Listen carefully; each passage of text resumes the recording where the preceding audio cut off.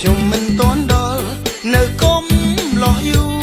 ព្រោះគូខ្ញុំមិនតន់ដល់បើសិនរាយរាប់ក៏គេមិនយល់កុំឆ្ងល់ឃើញខ្ញុំទុំនេះកុំឆ្ងល់ឃើញខ្ញុំទុំនេះគ្មានគ្នាចិត្តមិនស្រណុកអបសងខំប្រឹងធ្វើស្រែទុំនេះក៏ស្វែងរកប្រពន្ធនៅកុំលោះយូយូក៏ទ្រាំលែងបាននៅកុំលោះយូក៏ទ្រាំលែងបានក្រក្តៅរងាចេះតែរំខានខ្លួនប្រាណដីចាញ់រងា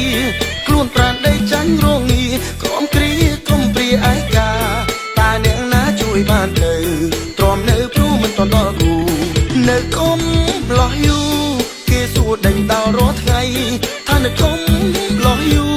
គេសួរដេញដល់រាល់ថ្ងៃនៅចាំទួលតែក្រមុំដេញខ្លៃយប់ថ្ងៃដីដង10ពួយ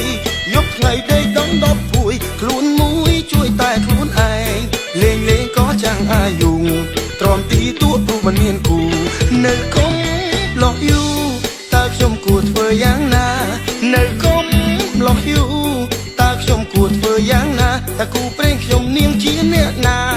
អ្នកក្រុងឬអ្នកចំការអ្នកក្រុងឬអ្នកចំការពេលណាទើបខ្ញុំជួបទៅបើនៅក៏មិនចំនិញ